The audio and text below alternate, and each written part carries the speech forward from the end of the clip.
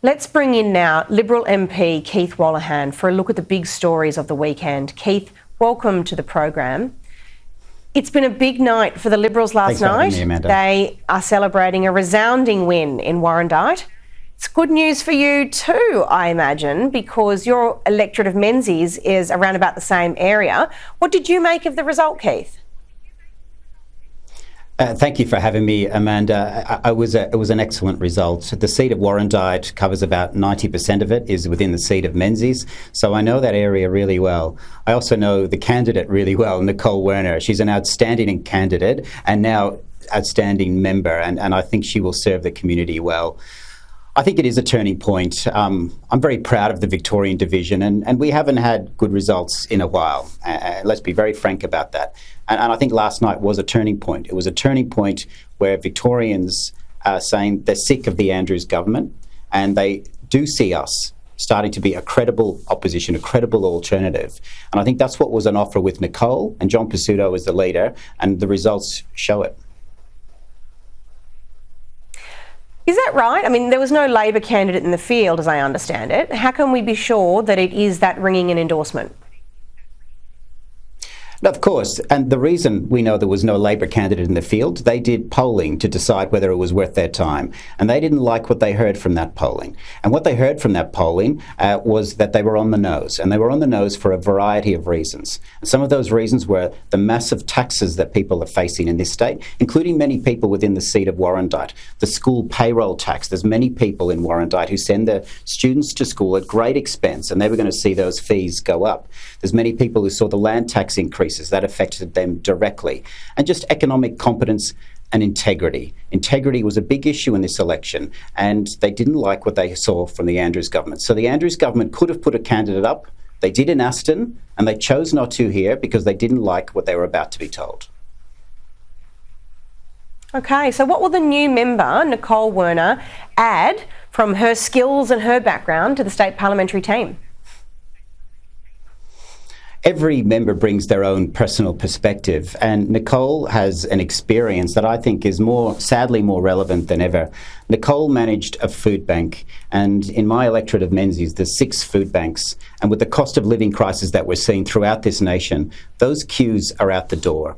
And Nicole has seen firsthand what it takes for people who are in dire straits to keep their family together, to pay bills, to hold their job and to put food on the table.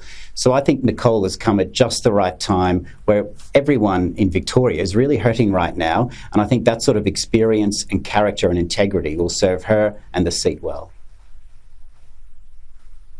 Good. Are there any lessons that the Federal Liberal Party can take from this poll result? Look, there's always lessons, and you can always quarantine these things and say it was a separate issue, separate level of government.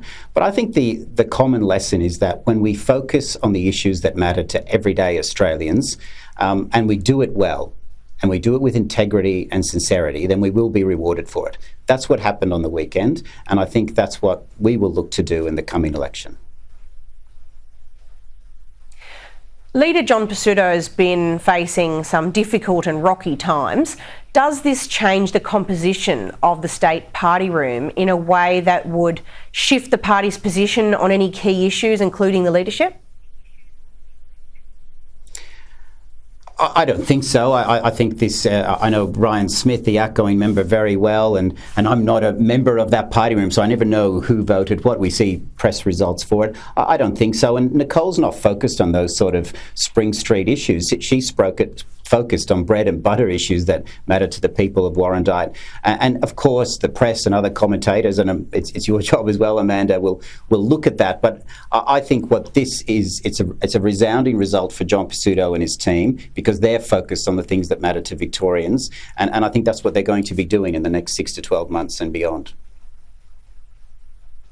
Okay. Keith, in the next few days, we'll know when the Voice referendum is to be held.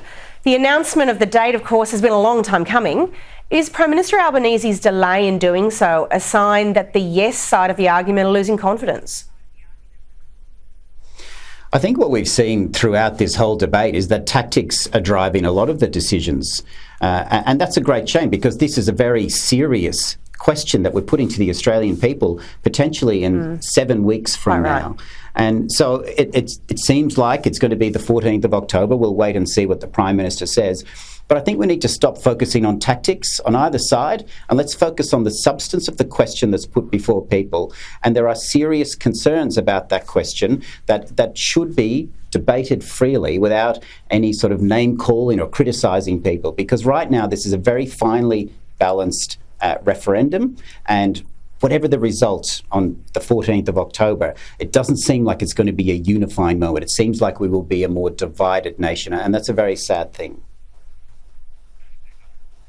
What reaction have you had in your electorate to the AEC's decision to accept a tick as a yes vote, but to refuse to count crosses as no votes? I think many people were quite surprised that that was the existing arrangements, and I understand the arguments that that has been in place since 1999, but we don't have referendum often, so we get to look at these things fresh. And I think people feel like there's an inconsistency, and when there's an inconsistency, it feels unfair. There is a chance potentially to fix it, and I think, of course, we should. And again, I understand how the arguments that have been put that in certain circumstances a cross could be viewed as a yes on different forms, but let's focus on this question and this form, and let's make sure that all Australians' votes are counted properly and that their intent is clearly reflected in the result.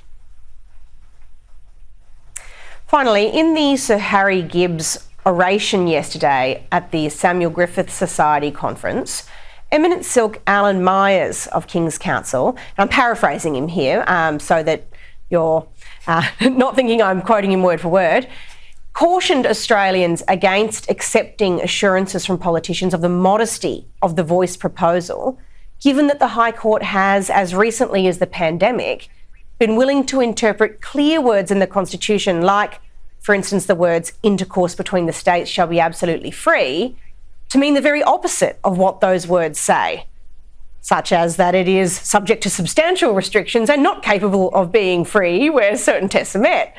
Do you agree that that warning should be heeded? Absolutely, and I know Alan Myers well. He's one of the most brilliant legal minds in this country. I had the privilege of being one of his junior counsel in a very long-running matter and saw him at work in court. That's the whole point of this. I was, as you know, the deputy chair of the Referendum Joint Select Committee earlier in the year, and this absolutely isn't a modest proposal. Many of us were expecting the Prime Minister and his cabinet to wind it back. And I think that they're probably regretting that they didn't do that, because particularly in part 2 of that proposal, there is serious power. And when many others, including my good friend Julie and Lisa, said, why don't you remove part 2, they fought to the death to save it. And you only do that when it actually has real consequence. And that consequence will be decided by a future High Court, as Alan Myers noted. Yeah, good point. Thank you very much for your time and for your insight, Keith Wallahan.